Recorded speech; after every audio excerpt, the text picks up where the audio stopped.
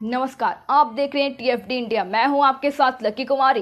राजा supremo Lalu ने rowdy आवास में फहराया झंडा, स्वतंत्रता सेनानियों को किया नमन, तेजस्वी ने दी बधाई, कार्यकर्ता को बांटी जलेबियां।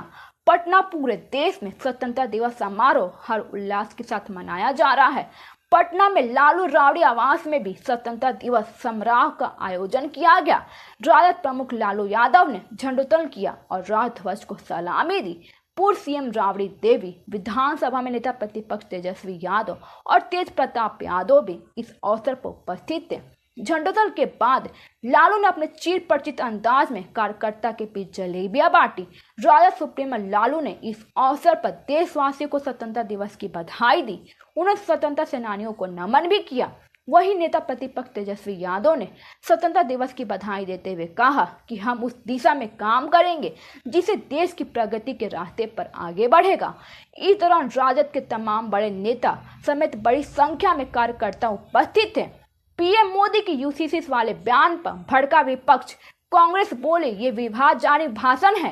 प्रधानमंत्री नरेंद्र मोदी ने 78वें स्वतंत्रता दिवस के अवसर पर दिल्ली के लाल किले पर राष्ट्रध्वज फहराया। इस बार उन्होंने देश को संबोधित भी किया है। अपने संबोधन में उन्होंने कह दी बड़ी बात और रखी भी। इस दौरान उन्होंने समान नागरिक संहिता पर कहा कि देश में एक सेकुलर सिविल कोड होना चाहिए।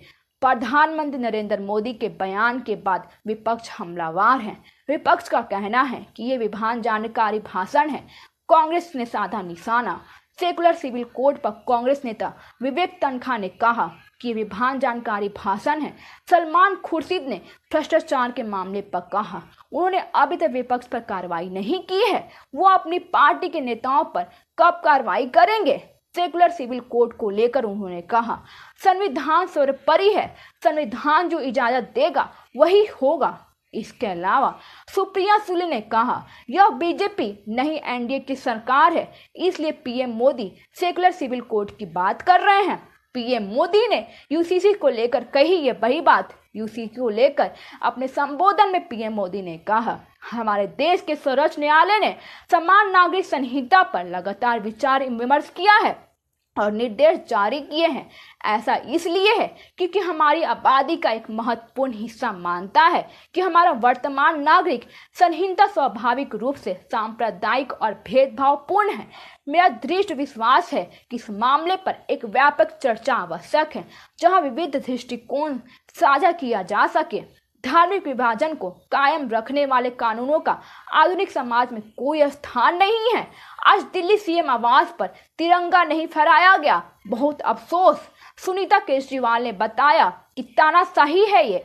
मुख्यमंत्री अरविंद केजरीवाल की पत्नी सुनीता केजरीवाल ने सीएम आवास पर तिरंगा नहीं फहराने को लेकर कहा कि यह तानाशाही है। उन्होंने सोशल मीडिया प्लेटफॉर्म एक्स पर लिखी पोस्ट में यह बात कही है कि उधर दिल्ली सरकार में मंत्री अतिशी ने सोशल मीडिया पर लिखा कि यह स्वतंत्रता दिवस है जब 1947 में भारत को अंग्रेजी की तानाशाही से आज़ादी मिली है। सैकड़ों स्वतंत्रता सेनानियों ने लाठियां खाई, जेल गए और अपनी जान की कुर्बानी दी। हम ये आज़ादी दिलवाने के लिए उनके सपनों में भी ऐसा विचार नहीं आया होगा कि एक दिन आज़ाद भारत में एक चुने हुए मुख्यमंत्री को झूठे मुकदमे में फंसाकर महीनों तक जेल में रखा जाएगा। आइए स्वतंत्रता दिवस पर हम ये प्रण लेते हैं कि आखिरी सांस तक तानाशाही के खिलाफ लड़ते रहेंगे। धन्यवाद। आगे की जानकारी के लिए देखते रहिए टीएफडी इंडिया।